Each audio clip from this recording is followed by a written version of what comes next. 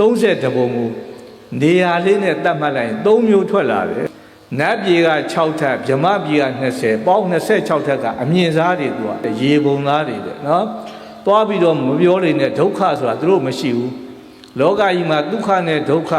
ချမ်းသာနဲ့ဆင်းရဲအကောင်းနဲ့အဆိုးဆိုတာ2မျိုးရှိဘယ်သူမှဒုက္ခတွေနဲ့မတွေ့ကြဘူးဒုက္ခပဲတွေ့ကြတာနော်အဲ့ဒီပုဂ္ဂိုလ်တွေကတော့အကုန်ဒုက္ခတွေကြီးပဲအဲ့တော့26ကုန်သွားပြီအောက်ကကြတော့4ပုံသားတွေငရဲတရိษံပြိတ္တာအတူတည်းကဲပေါင်းလိုက်တော့ဘယ်လောက်လဲ26နဲ့4နဲ့ပေါင်းတော့ဘယ်လောက်လဲ30အဲ့ဒီဘုံသားတွေကြတော့မီးဘုံသားတွေတဲ့အလဲကောင်းမှာဘုံလေးတစ်ခုရှိနေတယ်ကျန်းနေတယ်ပေါ့လူဘုံအပေါ်ဆုံးဘုံသားတွေကဒုက္ခဘုံသားတွေရေဘုံသားတွေချမ်းသာလွန်းတယ်အေးလွန်းတယ်အဲ့ဒီပုဂ္ဂိုလ်တွေမှာကုသိုလ်ကောင်းမှုကိုပြုလုပ်ဖို့သတိမရဘူးတဲ့ဗျာချမ်းသာလွန်းအားကြီးတာဟုတ်တယ်မလားအောက်ဘုံသားတွေမီးဘုံသားတွေနော်အကုန်လုံးမီးတွေနဲ့ကြီးတောက်လောင်နေရတဲ့အတွက်ပူလွန်းအားကြီးဒုက္ခတွေအားကြီးလို့အဲ့ဒီပုဂ္ဂိုလ်တွေကလည်းကုသိုလ်ကောင်းမှုကိုလုပ်ခွင့်မရှိဘူးတဲ့ဗျာအဲ့တော့အလဲဘုံသားတွေဒုက္ခတလဲဒုက္ခတလဲရေတလဲမီးတလဲချမ်းသာတလဲဆင်းရဲတလဲနဲ့အဲ့ဒီပုဂ္ဂိုလ်တွေကသာနဲ့ကုသိုလ်ကောင်းမှုကိုလုပ်ခွင့်ရှိတာလေဗျာအဲ့တော့အလဲဘုံသားပုဂ္ဂိုလ်တွေကပြောရရင်တော့ဂျမ်းရှင်းပေါ့နော်အထက်ကဘုံသားတွေချမ်းသာလွန်းတယ်အောက်ကဘုံသားတွေဆင်းရဲလွန်းတယ်အလဲကဘုံသားတွေကမိမိရဲ့ကြိုးစားအားထုတ်မှုကြောင့်မလို့အပေါ်ကိုလည်းရောက်သွားနိုင်တယ်မိမိကကြိုးစားအားထုတ်မှုပေါ့ရော့နေလဲအောက်ကိုလည်းဆင်းသွားနိုင်တဲ့ပုဂ္ဂိုလ်တွေဟုတ်တယ်မလားဘဝရဲ့ပရိသာပင်လို့ပြောရလိမ့်မယ်အဲ့တော့မိမိရော့မနေပါနဲ့နော်အချိန်တိုင်းဟာလူပြန်ဖြစ်လိမ့်မယ်တော့မအောင်မင်းနဲ့စီးပွားရေးလုပ်ကြတယ်ဘယ်ပုဂ္ဂိုလ်မှစိုက်ပျိုးရေးလုပ်လို့မွေးမြူရေးလုပ်လို့ဘာလုပ်ပဲလုပ်လို့ဘယ်သူမှငါတကြရင်းလိုက်မယ်ငါမှုရရင်တော်ပြီတမတ်ရရင်တော်ပြီဘယ်သူမှမရှိဘူးဟုတ်တယ်မလား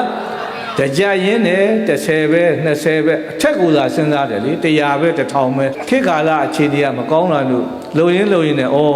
ခေတ်ကာလမကောင်းတော့ဘူးငါဓာတ်တယ်ပြီးတော့ဆက်ပြီးတော့လှောင်ထားရင်ကဲအရင်လေးပဲတော်ပြီဆိုပြီးတော့အဲ့ဒီပုဂ္ဂိုလ်ကတစ်မျိုး30ရင်းထိုင်ရင်30ပြန်ရရင်တော်ပြီပေါ့ဟုတ်တယ်မလားမှန်းတာကတော့အမျက်ကိုမှန်းတာအရင်လေးရရင်လည်းပဲတော်ပြီဆိုထုတ်ရတယ်အဲ့ဒါလိုမှမဟုတ်ဘဲနဲ့အတွက်ချက်တွေလွဲတယ်ပြီးတော့နော်30ရင်းထားတာသွားပြီတပြားမှပြန်မရတော့ဘူးဆိုအဲ့ဒီပုဂ္ဂိုလ်ကအရင်ရှုံးသွားတာဟုတ်တယ်မလားရှေးကကောင်းလို့လူဘဝကိုရလာတာလူဘဝရဲ့မြတ်တဲ့နေရာကောင်းတဲ့နေရာကိုရောက်ဖို့အတွက်အမြတ်ကိုဥတည်ပြီးတော့နေရထိုင်ရမယ်ဗျာဟုတ်ပလားဩအဲ့လိုမှမမြတ်နိုင်ဘူးဒီတော့အရှင်းနဲ့လူဘဝကိုပြန်ရောက်တယ်ဆိုတော့အရင်ပေါ့အဲ့ဒါလိုမှမဟုတ်ဘဲနဲ့ငရဲတိဋ္ဌံပြိတ္တာအတူတည်းကတဏှာများရောက်သွားပြီဆိုသူ့အတွက်ကတော့ရှုံးသွားတော့တာပဲဘဝမှာ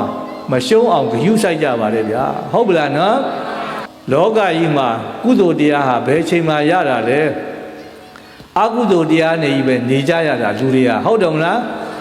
ဘာဖြစ်မှတ်တာအကောင်းနဲ့အဆိုးနော်ဒုက္ခနဲ့ဒုက္ခကုသိုလ်နဲ့အကုသိုလ်ဆိုတာကုသိုလ်ဆိုတာတမင်လို့ယူရတာနော်အကုသိုလ်ဆိုတာအလိုနေနဲ့ဖြစ်တယ်ဟုတ်တယ်မလားနော်ဘာမှအားထုတ်နေစရာမလိုအစုံနဲ့အဆန်လိုပဲနော်ဆန်ရင်ပြီဆိုလို့ရှိရင် तू ကအားဆက်ရတယ်စုံရင်ပြီဆိုဘာဖြစ်လဲ तू က तू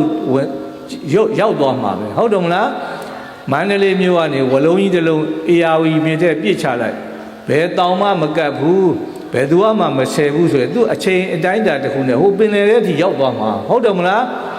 ဘသူရဲ့လုံအားမှမလိုဘူးအဲ့ဒါဟုတ်တယ်မလားအဲ့ဒါအစုံလမ်းမယ်အကုသိုလ်လမ်းမယ်မန္တလေးမြို့ကနေဗမောကိုတည်ခြင်းနဲ့ကတာကိုတည်ခြင်းနဲ့အဲ့ဒီဝလုံးလေးရောက်စေခြင်းနဲ့ဆိုတယောက်ကမှတည်မသွားရင်မရောက်တော့ဘူးလေနဲ့ဖြစ်စေသင်္ဘောနဲ့ဖြစ်စေလူကိုယ်တိုင်ဖြစ်စေဆွဲမသွားဘဲနဲ့တော့အထက်ကိုမရောက်တော့ဘူးဗျာဟုတ်တယ်မလား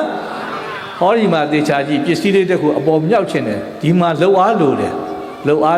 အားဆက်ရမှာပေါ့ဟုတ်တယ်မလား